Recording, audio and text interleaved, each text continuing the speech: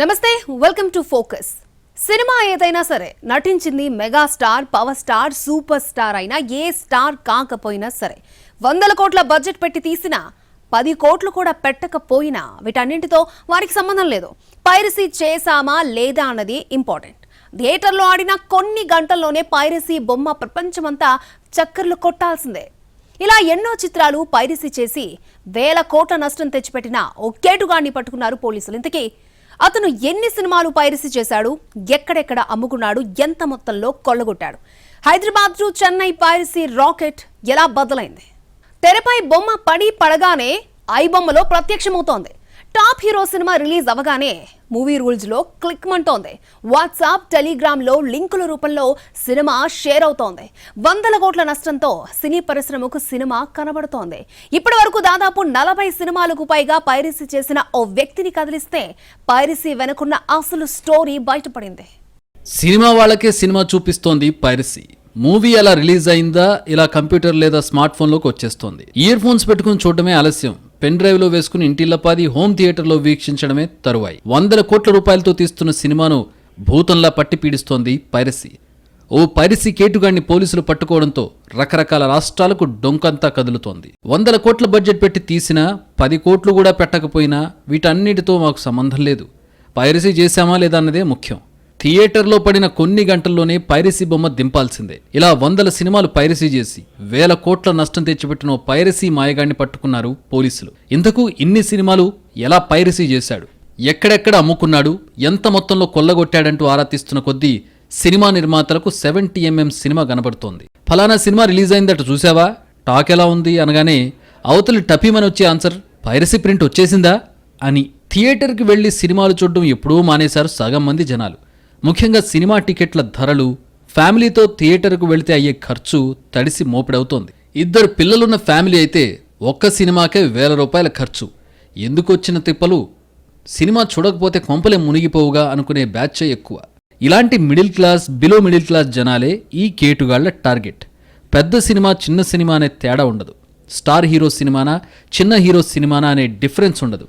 థియేటర్లో రిలీజ్ అయిందంటే చాలు కొన్ని గంటల్లోనే హై క్వాలిటీ పైరసీ ప్రింట్ దించేస్తున్నారు కేటుగాళ్లు. పైరసీ అంటే ఈలలు, గోలలు, డైలాగులు, అర్థం కాకుండా అరుపులు ఏం ఉండవు. ఎలాంటి డిస్టర్బెన్స్ లేకుండా పక్కా క్లారిటీ, ఏకంగా హెచ్డి ప్రింట్ క్వాలిటీ.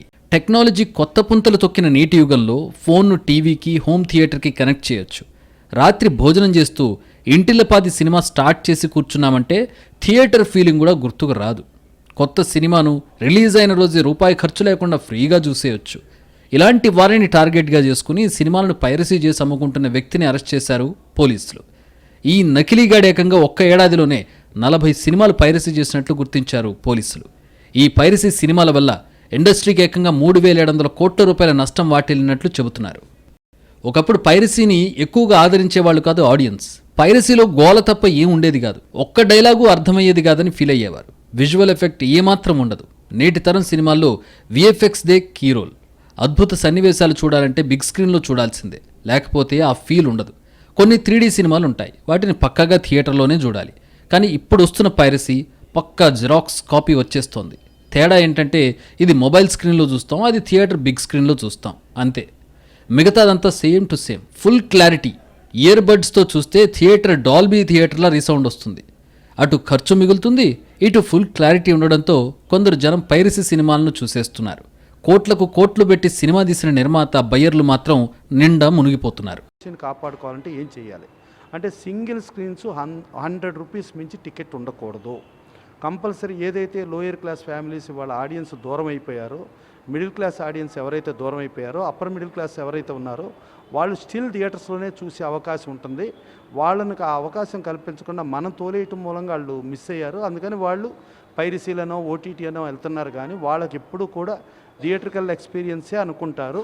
ఒక ఫ్యామిలీ, ఒక ఎంటర్టైన్మెంట్ జోనర్ అంటే ఇది కామన్ మ్యాన్ ఎంటర్టైన్మెంట్ జోనర్. ఈ రేంజ్లో ప్రింట్లు వస్తున్నాయి, అది కూడా సినిమా రిలీజ్ అయిన కొన్ని గంటల్లోనే. కాబట్టి ఆడియన్స్ పైరసీ చూసేస్తున్నారు. చేతిలో సినిమా పెట్టుకుని థియేటర్ దాకా వెళ్ళి 1000 రూపాయలు ఎందుకు ఖర్చు పెట్టుకోవడం అని అనుకుంటున్నారు. ఏదైనా సినిమా రిలీజ్ అయితే చాలు, బప్పంలో వచ్చిందా, మూవీ రూల్స్లో వచ్చేసిందా, తమిళ్ ఎంబీలో వచ్చేసిందా, ఐ బొమ్మలో వచ్చేసిందా అని అడుగుతున్నారు తప్ప ఏ థియేటర్లో ఆడుతోంది, టాక్ ఎలా ఉందని మాత్రం ఎవరూ అడగడం లేదు. పైరసీ చేసిన మాయ ఇది. ఇంటర్నేషనల్ రేంజ్లో వ్యవస్థీకృతమైపోయింది. పైరసీని అరికట్టడానికి ఎంత టెక్నాలజీ వచ్చినా దానికి మరొక కౌంటర్ టెక్నాలజీతో రెచ్చిపోతున్నారు కేటుగాళ్లు. హైదరాబాద్ లో అరెస్ట్ అయిన కిరణ్ కుమార్ కూడా అత్యంత పకడ్బందీగా ఫస్ట్ డే ఫస్ట్ షోని రికార్డ్ చేశాడు. ఏకంగా చెన్నై మాఫియాకు సెండ్ చేశాడు. ఇంతకీ అతను ఎలా పట్టుబడ్డాడు, పైరసీ ఎలా చేశాడు, అతని బ్యాక్గ్రౌండ్ ఏంటి, పక్కా స్కెచ్ తో పోలీసులు అతన్ని ఎలా పట్టుకున్నారు? టాలీవుడ్లో ఎంత పెద్ద సినిమా అయినా విడుదలైన కొన్ని గంటల్లోనే పైరసీ రూపంలో ప్రత్యక్షం కావడం కామన్ అయిపోయింది. అయితే దీనిని కట్టడి చేసేందుకు సినీ పరిశ్రమతో పాటు పోలీసులు తీవ్రస్థాయిలో ప్రయత్నాలు చేశారు. ఇప్పటి వరకు అసలైన నిందితులను పట్టుకోలేకపోయినా అందులో ఇప్పుడొకడు పోలీసులకు చిక్కాడు. ఇటీవల విడుదలైన కన్నప్ప దగ్గర నుంచి గతేడాది విడుదలైన పెద్ద పెద్ద సినిమాలు సైతం పైరసీ చేశాడు. మొత్తం HD క్వాలిటీలోనే తీశాడు. పైరసీ గుట్టు మొత్తం హైదరాబాద్ నుంచి నడిచిందని అధికారుల విచారణలో బయటపడింది. ఒక ఏసీ టెక్నీషియన్ ఈ వ్యవహారం మొత్తం నడిపాడని అధికారులు అంటున్నారు. అంతేకాదు, ఈ ఏసీ టెక్నీషియన్ నేరుగా తమిళ వెబ్సైట్లతో కాంటాక్ట్ పెట్టుకున్నాడు. అక్కడి నుంచి ఆ సినిమాలను అప్లోడ్ చేయించడం మొదలుపెట్టాడు. తాను సినిమా థియేటర్లోకి వెళ్లిపోయి అక్కడ దొంగచాటుగా HD క్వాలిటీలో వీడియో తీశాడు. ప్రత్యేకమైన ఒక యాప్ ద్వారా సినిమా మొత్తాన్ని రికార్డు చేసేవాడు. ఆ రికార్డు చేసిన సినిమాని ఏకంగా పోటాన్ అనే లింకు ద్వారా తమిళ వెబ్సైట్లోకి పంపేవాడు. ఇప్పటి వరకు ఈ సినిమాలన్నీ కూడా ఒక మల్టీప్లెక్స్ నుంచే చేసినట్టు అధికారులు తెలిపారు. ఏసీ టెక్నీషియన్గా పనిచేస్తున్న జానా కిరణ్ కుమార్ది ఈస్ట్ గోదావరి జిల్లా. 8 సంవత్సరాల క్రితం బతుకుదెరువు కోసం తల్లితో కలిసి హైదరాబాద్ వచ్చాడు. బోరబండలోని ఓ ఏసీ కంపెనీలో వర్క్ చేస్తుంటాడు. అయితే అతని ఆర్థిక పరిస్థితి అంతంత మాత్రమే. దీనికి తోడు అనారోగ్య కారణాలు. దీంతో సోషల్ మీడియాలో కొత్త ఉద్యోగం కోసం వెతుకుతుంటే తమిళ్ MV అనే వెబ్సైట్ కనబడింది. పార్ట్ టైం ఉద్యోగం ఆఫర్ ఉందన్న నోటిఫికేషన్ వెబ్సైట్లో ఉంది. దీంతో సదర్ వెబ్సైట్ నిర్వాహకులను కాంటాక్ట్ చేశాడు. వెబ్సైట్లో వీడియోలు అప్లోడ్ చేస్తే డబ్బులు ఇస్తామని ఆఫర్ ఇచ్చారు. ఎలాంటి వీడియోలు కావాలని అడిగినప్పుడు సినిమాతో పాటు హైదరాబాద్కు సంబంధించిన వీడియోలు అప్లోడ్ చేస్తే పెద్ద మొత్తంలో డబ్బులు చెల్లిస్తామన్నారు. సింపుల్ పనే కదా, డబ్బులు కూడా బాగా వస్తాయని అనుకుని రాంగ్ రూట్ పట్టాడు కిరణ్ కుమార్. ముందుగా కొన్ని ప్రైవేట్ వీడియోలు అప్లోడ్ చేయడం మొదలుపెట్టాడు. ఆ తర్వాత అదే తమిళ కంపెనీ నేరుగా సినిమా టికెట్లు బుక్ చేసి వీడియో ఎలా రికార్డ్ చేయాలో చెప్పింది. సినిమా థియేటర్లో పైనుంచి మొదటి రోలో సీట్ని బుక్ చేసుకునేవాడు. సినిమా విడుదలైన మొదటి రోజే మొదటి షోకి వెళ్లేవాడు. పాప్కార్న్ ప్యాకెట్ లేదా బ్యాగ్ లేదంటే జేబులో సెల్ ఫోన్ పెట్టుకుని సినిమా మొత్తాన్ని HD క్వాలిటీలో రికార్డ్ చేసేవాడు. స్టాండ్ బై అనే యాప్ ద్వారా దీనిని రికార్డ్ చేసేవాడు. అలా రికార్డ్ చేసిన వీడియో మొత్తాన్ని లింకు ద్వారా తమిళ కంపెనీలకు పంపించేవాడు. సినిమాని HD క్వాలిటీతో పాటు ఆడియోను మిక్స్ చేసి తమిళ వెబ్సైట్లో పెట్టేవాడు. ఒక్కొక్క సినిమాకి 30,000 నుంచి ₹1,00,000 వరకు కిరణ్ కుమార్కి వెబ్సైట్లు చెల్లించాయి.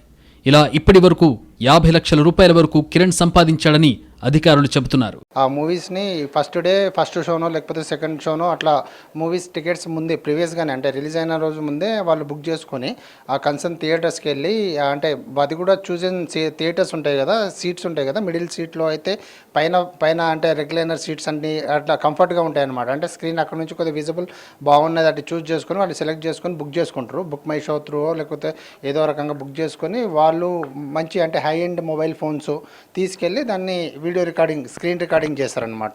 మేబీ ఆ మొబైల్స్ని ఏంటంటే జేబ్ ప్యాకెట్లో పెట్టుకోవడమో లేకపోతే పాప్కార్న్ది బాక్సెస్ ఉంటాయి కదా దాంట్లో పెట్టుకొని వాళ్ళకి కనబడకుండా కన్సిల్ చేస్తూ మొత్తం వీడియో మూవీ అనేది మొత్తం రికార్డ్ చేసి పైరేట్ చేసి బయటికి తీస్తారు. కిరణ్ కుమార్కు మనీ ట్రాన్స్ఫర్లో అత్యంత పగడ్బందీగా వ్యవహరించారు తమిళ వెబ్సైట్ నిర్వాహకులు. తమ గుట్టు బయటపడకుండా రకరకాల పద్ధతుల్లో డబ్బు చెల్లించేవారు. Dollars, crypto currency, bit coins రూపంలో డబ్బులను కిరణ్ కుమార్కి ఇచ్చేవారు. వాటిని మన దేశ కరెన్సీలోకి అతను మార్చుకునేవాడు. 4 సంవత్సరాల నుంచి కిరణ్ కుమార్ ఇదే పని చేస్తున్నాడని పోలీసుల విచారణలో తేలింది. తెలుగు, తమిళ, హిందీ సినిమాలను పైరసీ చేసి అమ్ముతున్న కిరణ్ కుమార్ని ఎట్టకేలకు పోలీసులు అరెస్ట్ చేసి రిమాండ్కు పంపించారు. తమిళ వెబ్సైట్ల ప్రతినిధులను కూడా పట్టుకుంటామని అధికారులు చెప్పారు. పైరసీ మూలాలను పెకిలించేలా దీని వెనుకున్న మాఫియాను కనిపెట్టాలని ఇండస్ట్రీ పెద్దలు చెబుతున్నారు. ఫ్రెష్ లాస్ తేవటం కానీ making it very strict. So it's ongoing process. ఈ ఫైట్ అనేది ఆన్గోయింగ్ ప్రాసెస్. ఇది టోటల్గా ఎరాడికేట్ చేయొచ్చా అనేది అంటున్నారు. నియర్ ఫ్యూచర్లో కష్టం, మేబీ కమింగ్ ఫ్యూచర్లో ఏమైనా పాసిబిలిటీ ఉంటుందేమో. But right now it's an ongoing process. We have to keep fighting against it. Because దీని ద్వారా ఎర్న్ చేసిన మనీ కూడా ఇట్స్ గోయింగ్ ఇన్ రాంగ్ వేస్ని మాకు వచ్చింది ఇన్ఫర్మేషన్. టెర్రరిజంలో కానీ లేకపోతే వేరే దట్ కైండ్ ఆఫ్ యాక్టివిటీస్కి డబ్బు వాడబడుతుంది. పెద్ద పెద్ద హీరోల సినిమాలు గంటల్లోనే నెట్లో ప్రత్యక్షమయ్యేలా చేస్తున్న కిరణ్ కుమార్ను అత్యంత పగడ్బందీగా పట్టుకున్నారు పోలీసులు. వారం రోజుల పాటు అతనిపై నిఘా ఉంచి పక్కా ఆధారాలతో అరెస్ట్ చేశారు. రంగుల లోకాన్ని నమ్ముకున్న వేలాది మంది పాలిట శాపంగా మారింది పైరసీ భూతం. కోట్లాది రూపాయలతో చిత్రాలను తీసిన నిర్మాతలను బజారును పడేస్తోంది. కేవలం చట్టాలు, అరెస్టులతోనే పైరసీ ఆగుతుందా? ప్రేక్షకుణ్ణి థియేటర్కు రప్పించేందుకు సినీ పెద్దలు కూడా ఆత్మ పరిశీలన చేసుకోవాల్సిన అవసరముందా? 24 క్రాఫ్ట్స్ అనేది ఒక రంగురంగుల ప్రపంచం. ఒక్క ఛాన్స్ కోసం వచ్చి జీవితమే సినిమాగా బతికేస్తారు. సినిమానే లోకం, సినిమానే సర్వస్వంగా ఉండిపోతారు. ఇండస్ట్రీని నమ్ముకుని కొన్ని వేల జీవితాలు ఆధారపడి ఉంటాయి.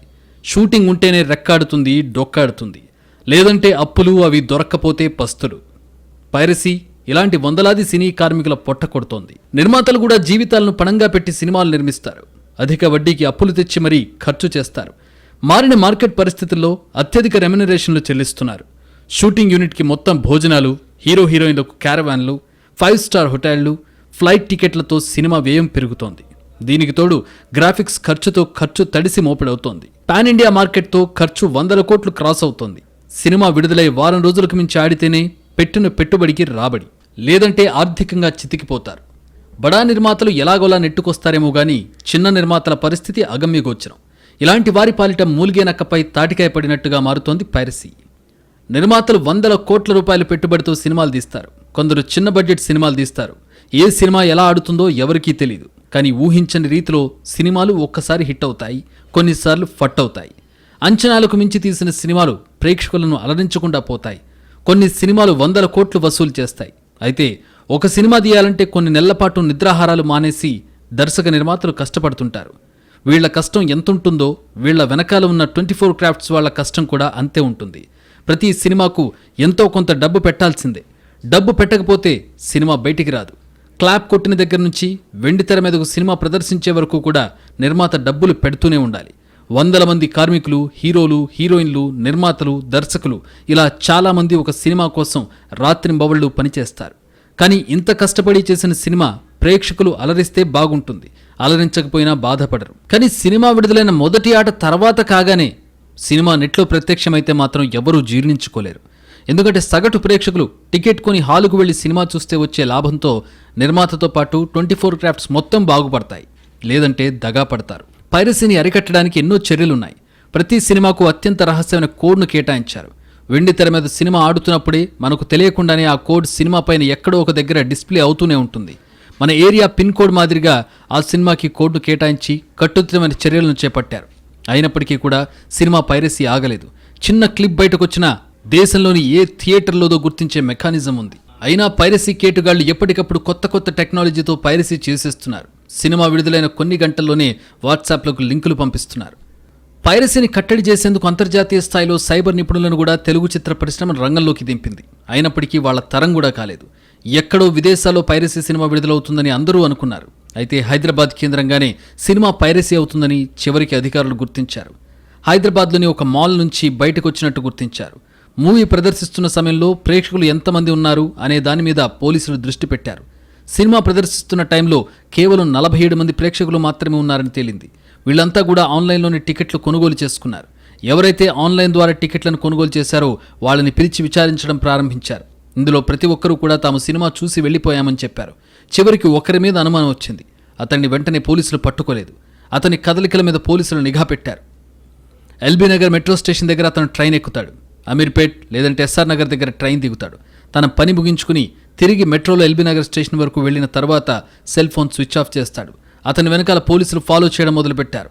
వారం రోజుల పాటు ఫాలో చేసిన తర్వాత అసలైన నిందితుడు ఇతడే అని సైబర్ క్రైమ్ పోలీసులు గుర్తించారు. పక్కా ఆధారాలతో జానా కిరణ్ కుమార్ని పికప్ చేశారు. అతనిపై పలు సెక్షన్ల కింద కేసులు నమోదు చేశారు. అయితే కిరణ్ కుమార్ మొదటి వ్యక్తి కాదు, చివరి వ్యక్తి కూడా కాదు. గతంలోనూ ఎందరో పైరసీ కేటుగాళ్లు దొరికారు. పైరసీ వెనుక మాఫియా ఉందని అందరికీ తెలుసు. బాహుబలి 2 టైంలోనూ పైరసీపై పెద్ద రచ్చ నడిచింది. Baahubali high quality copy piracy అయింది. పోలీసులు దీన్ని తీగలాగితే బీహార్లో డొంక కదిలింది. బీహార్లోని బిగుసరాయ్ జిల్లాలోని ఓ గ్రామంలోని వీణా అనే థియేటర్ను పైరసీకి అనువుగా ఎంచుకున్నారని తేలింది. అంటే పైరసీ అనేది పెద్ద నెట్వర్క్. ఈ మాఫియాను డీకోడ్ చేయడం అంత ఈజీ కాదు. కిరణ్ కుమార్ను పట్టుకున్నంత మాత్రాన పైరసీ ఆగేది కాదు. అతని వెనుకున్న మాఫియా మూలాలను బద్దలు కొట్టాలి. రామ్ చరణ్ గేమ్ చేంజర్, పుష్పతో పాటు ఎన్నో సినిమాలు పైరసీతో నష్టపోయాయి. ప్రజెంట్ ఉన్న చట్టాలు దేర్ ఏజ్ ఓల్డ్ చట్టాలు. మనకి పైరసీ అనేది ఎట్లా మొదలైంది? ఫిజికల్ ఫార్మాట్లో మొదలైంది ఇనీషియల్గా. లైక్ వీడియో క్యాసెట్స్, దాని తర్వాత డివిడీలు, దాని తర్వాత పెన్ డ్రైవ్లు. It was physical piracy. అప్పుడు చట్టాలు వేరు. రైట్ నో చట్టాలు ఎట్లా ఉన్నాయి, డిజిటల్ ఫార్మాట్కి చట్టాలు అనేది ఈ మధ్యకాలంలో కొంత ఫామ్ చేశారు సెంట్రల్ గవర్నమెంట్ వాళ్ళు. లైక్ డిజిటల్ ఫార్మాట్లో కనుక పట్టుకుంటే కనుక ఫైన్ కొంచెం ఎక్కువ పెంచడం కానీ, ఫైన్తో పాటు 1 year ఇంప్రిజన్మెంట్ అని ఇట్లాంటివి ఇప్పుడు మార్చారు. బట్ అది కూడా ఇట్స్ నాట్ ఇనఫ్. ఒకప్పుడు థియేటర్కు వెళ్లిన ప్రేక్షకుడు టైటిల్ కార్డు నుంచి ఎండ్ కార్డు వరకు సినిమాను ఆస్వాదించేవాడు. సెల్ ఫోన్ రాకతో చాలా మందిలో ఒక కొత్త జాడ్యం మొదలైంది. థియేటర్లో ప్రదర్శితమవుతున్న సినిమాను రికార్డ్ చేయకూడదన్న కనీస స్పృహ లేకుండా సీన్లను స్టేటస్గా పెడుతున్నారు. ఒక రకంగా పైరసీకి మరో కారణం ఫ్యాన్ వార్స్. కొందరు కావాలనే తమకు పడని హీరో సినిమా పైరసీ లింకులను వందలాది మందికి వాట్సాప్, టెలిగ్రామ్లలో పంపుతున్నారు. వీడియో క్యాసెట్ల జమానా నుంచి ఇండస్ట్రీని పైరసీ పీడిస్తున్న టెక్నాలజీ పెరిగిపోయాక తీవ్ర రూపం దాలుస్తోంది. పైరసీ కారణంగా ఏటా 20,000 కోట్ల రూపాయల మేర నష్టపోతోంది చిత్రసీమ. పైరసీని అడ్డుకుని ఈ నష్టాలకు ముగింపు పలకడమే లక్ష్యంగా సినిమాటోగ్రఫీ చట్టం 1952లో సవరణలు చేసినా చెక్ పడ్డం లేదు. పైరసీ కేటుగాళ్లు అత్యాధునిక పరిజ్ఞానాన్ని వాడడమే కాదు, చట్టాల్లో లూప్ హోల్స్ను సైతం చక్కగా వినియోగించుకుంటున్నారు. వెబ్సైట్ మెయిన్ సర్వర్లు విదేశాల్లో పెట్టి పని కానిచ్చేస్తున్నారు. దీంతో వారిపై చర్యలు తీసుకోవాలంటే అది దేశాల స్థాయిలో జరగాల్సి వస్తోంది. ఈలోపే జరగాల్సిన నష్టం కాస్త జరిగిపోతోంది. పైరసీ అనేది క్యాన్సర్ లాంటిది. దాన్ని కూకటి వేళ్లతో పెకిలించి వేయాలి. అంతకంటే ముందు ప్రేక్షకుణ్ణి తిరిగి థియేటర్కు రప్పించేలా సినిమాలుండాలి. టికెట్ల రేటుతో పాటు క్యాంటీన్ రేట్లు కూడా అందుబాటులో ఉండాలని సగటు ప్రేక్షకుడు విన్నవించుకుంటున్నాడు.